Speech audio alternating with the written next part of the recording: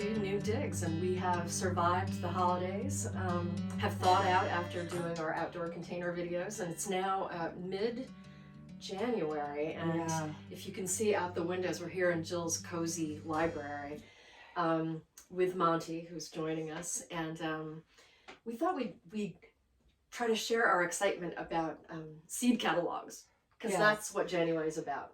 Yeah, I mean we've got our catalogs out in front of us, and it's not too soon. In fact, it's bordering on too late to order seeds. I mean, it's not too late, but we generally have placed an order by now. And especially with the pandemic, I know that seeds were really, really scarce last year.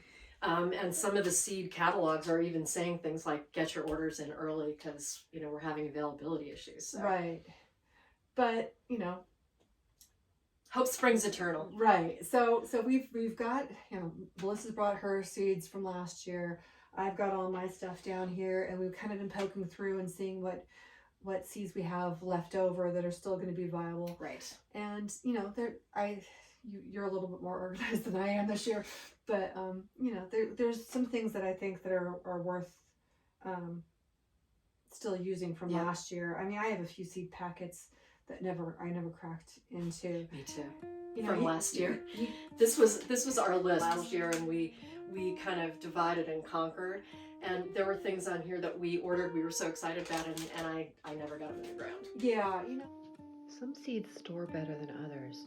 Here's a quick reference to what seeds store best.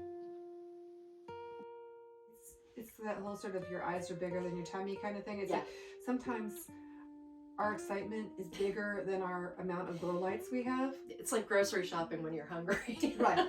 So I think the first thing we need to do is we're just going through the catalogs, and we're just marking everything that strikes our fancy. But then you have to start being realistic, and you have to realize, okay, there's things that you direct sow outside, and then there's things that you start under grow lights. Right. And I've only got so many grow lights. You've only got so many grow lights. And so what we've been doing the past couple of years, and I think it's worked out really well, is we order seeds together. So you start some things and I start other things, and then we share plants. Yeah. Because otherwise, you know, no one needs 60 of one tomato. Right. You know, so that's our way of sort of, if you can kind of get together with some friends and you can share, or have it, you know, one year, many years ago, I did a plant exchange. Yep. You know, where I invited a bunch of people over, and we all exchanged plants, and so we ended up with a better variety. A nice variety, right? Or, you know, and I've done dig and divide parties too, where people dug things up out of their gardens, and we exchanged, and that's great. Yeah. But for right now, I think we're going to sort of figure out, like, okay, maybe I'll do an order from John Schleeper's, maybe you'll do an order from Baker, and then we'll exchange and we'll share. And there are tons of different, once you get on a mailing list for seed catalogs, they will exponentially reproduce, and you'll find you've got a stack. For some reason, I don't know why, I'm not getting a ton of them, but the best thing about them, because you moved a couple of years ago, so it's sort of, that's part of it. But I think one of the best things about these garden catalogs is you know, it's bleak, it's winter in New England, and it's cold, and it's, you know, we have snow, which is beautiful, but once the snow has been there for a couple of days and you're kind of over it, you want color. And these seed catalogs are like, they're like picture books were when you were a kid. It's like the colors are just so explosive, and they're so, you can't wait, and just there's so many just beautiful illustrations. Tempting. Yeah. The Baker Street in particular, the photography is very seductive. Yeah. And in fact, in one of the, we've been talking about some of our favorite garden books, and in one of them called Second Nature by Michael Pollan, who many of you guys probably know because he's written so much about the food industry, the industrialization of food. But he wrote a book early on called Second Nature, and one of the chapters, and we didn't realize that we both loved it, was about looking at seed catalogs in January. And he goes on and on about just the sheer joy of it. Yeah. And you'll see most catalogs do go out of their way to have beautiful illustrations.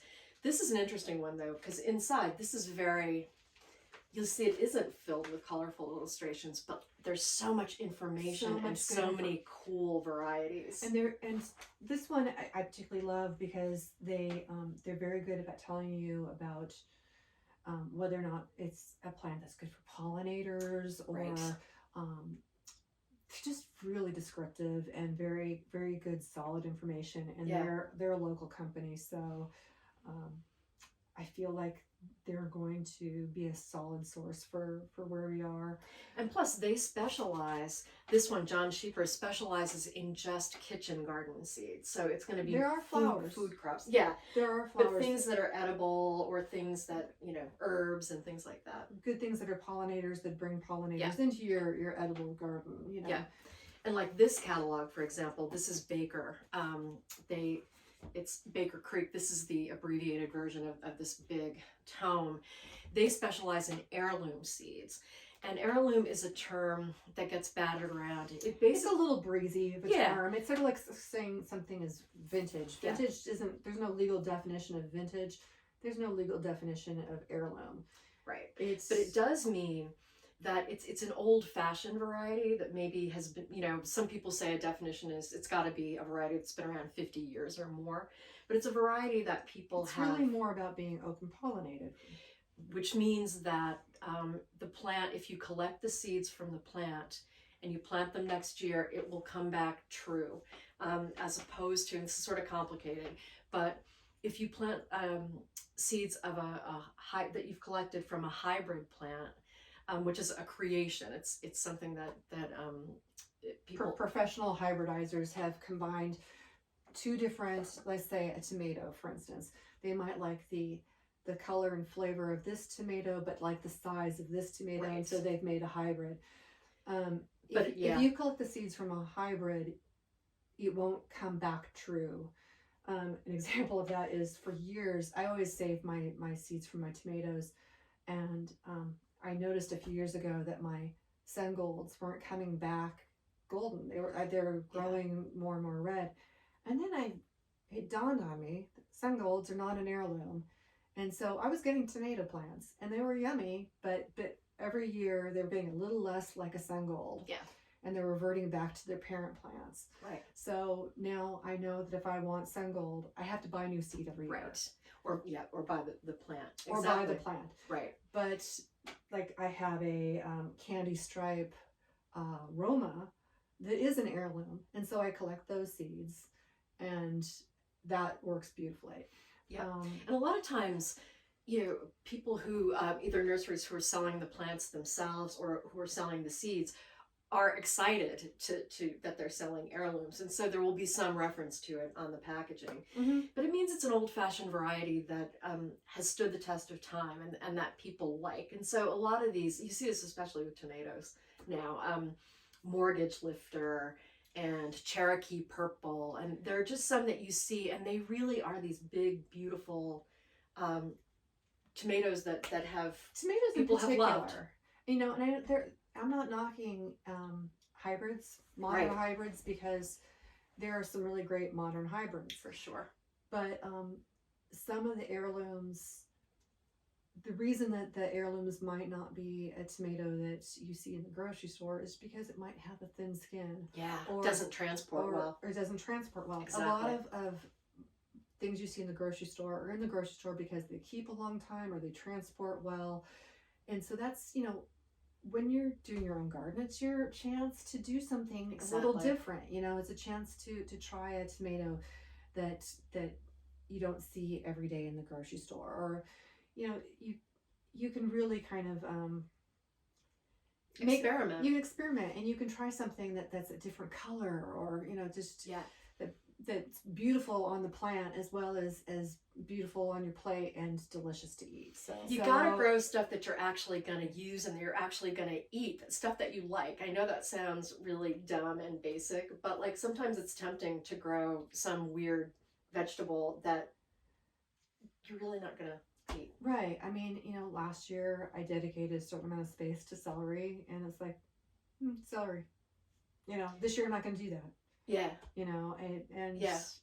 And tomatoes, we've said this in other videos, a lot of vegetables, especially tomatoes, are big plants. They need a lot of space. And you're thinking to yourself now in the winter, oh, I can grow 8 or 10 different types of tomatoes. It'll be so wonderful. Most people, including us, we just don't have the real estate right. to grow that many. And so you do kind of have to be picky and think about maybe growing a cherry tomato that you can just pop in your mouth, growing a sauce tomato. So like a plum, I always grow at least one plum tomato because I like to make tomato sauce. Right. And then Bill will be beef mad sticks. at me if I don't have at least one for good BLT. Right. Like a slicing good tomato. slicing tomato. Exactly.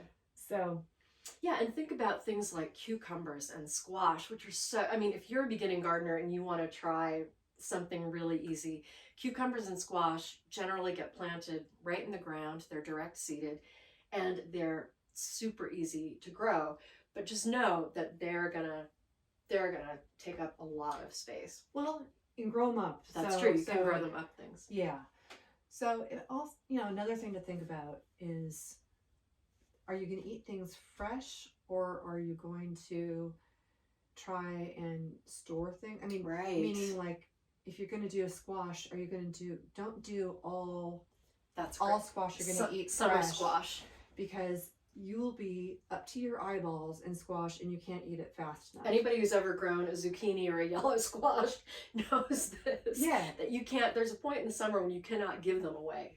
Yeah, It's just too my many. neighbor down the street will have a table out in front of her driveway saying free, and Yeah. and it's like, so I've actually snuck them, and I hope I don't get arrested for this, but I've actually snuck them into the post office, and there's a table in there where people leave things that others can take, and I've actually taken squash there, and that's lovely. and abandoned it It's for others because I can't deal with it anymore. Right. So I don't even bother growing anything like that, because if I need that, I know I can get it from you. This is true. Yes. So, maybe I might grow a squash that's a better keeper. Yes. Winter squash. So the ones like acorn squash, delicata, and a lot of those are decorative too. So you'll see them in the fall as decorative gourds, and a lot of those are edible. And there's a lot of good information in the catalogs about which ones are going to be keepers. Yes. Which ones store well, which ones, Exactly. what they taste like. They're very descriptive. Yeah. Don't plant more than you can eat. Yeah. Plant what you love. Plant in succession so you can have things happening at the end of the season. Right. And that you might actually store. Well, let's take a look, and so I've already kind of organized my seeds, and I sort of know what I have. Really? Well, a little bit. But then, you start going through these catalogs and things just catch your fancy. And so what we both usually do is just have some Post-it notes, like some little Post-it notes. Mm-hmm. And we go through and just things that catch our eye, we just sort of mark it. And we're not editing ourselves at this point. We're just like, ooh, I want that, I want that. Right. And then we can kind of go through and talk through, I thought I would grow Thai basil, and so you don't need to grow Thai basil. Right. I'll grow the Genovese. Right. Or maybe you'll grow both basils. I'll grow all the and basil. I'll grow the tomatoes or whatever. And she's very good at growing leeks, and I am not. So you always have leek duty. Right. Well, I mentioned earlier the list, and this is the list of things that I ordered from Baker Seeds last year. And we ordered, it's interesting, we ordered in February, and a lot of things were not available. So hopefully, A, it was COVID, but B, it was a month later. So hopefully we won't have that problem. But I just remember some of these really cool things. We ordered we tried to get purple tomatillos. Well, we did get to do the purple tomatillos. We did? Yeah, I grew them. Mine weren't purple. Oh, well. I don't know. We had problems with them getting pollinated Yes. properly because of all the rain in June. Yep. And they came really late. Yep. And I don't know if it was the fault of the purple, but I think I want to do green again. I'm going back to green. Fair enough. We did shallots from seed last year. I Yep. love lettuce. I grow a ton of lettuce, and I got some really cool ones. There's one called speckled trout. I love that one. I know, it's one of my favorites. Rouge de Vert is a beautiful red lettuce. We got some morning glories. We got a hens and chicks poppy, which is one of the ones that I ended up not ever busting the packet open, so I still have that. I hope it works. Yeah. So we'll see. But anyway, so this is the list. It's just kind of fun to look, and we'll be creating something like this year. This is what made the cut. But I mean, just looking at that, that's way too much. I mean, come on, Alyssa, that's just way too much, even though we were sharing it. So I thought I would show you from this big, beautiful tome, some of the things that especially appeal to me. And this is a tomato, by the way. And I don't know, I think I'm a little obsessed with it, so we might need to get that. But let me just show you a couple things. And one of the things about a big catalog like this is that sometimes they'll have little articles about like the history of certain types of plants or certain cultivars. So it's a fun... You could really go down a rabbit hole. You could, yes, you could, and I have. But I also... the photography it's is just so... Yeah. I mean, who doesn't want to be these people smiling happily, harvesting this basil that they've grown? Right, I want to be those people. And like this catalog even has recipes. Here's Thai basil pesto with cashews. I mean, so I love basil. I grow a ton of it. And I grew one a couple of years ago that had, remember it had a purple stem in it. And I think it was cardinal. It was very ornamental. It looked really great in a planter. And I think it is... Is it that one? It's this one. Oh, look at that. It's cardinal basil. I know. So we're definitely going to be getting some of that. Big flowers. Okay. So I wanted to just show you the sunflower section in this catalog. And again, this is the big, beautiful Baker. Because it, again, this is a whole article on the history of the red sunflower. And just look at all this beautiful information. I mean, this is like, I actually kept the catalog from last year. I'm going to keep this one. I think they're worth having as references. Just look at all the beautiful images. And then there's a great one here.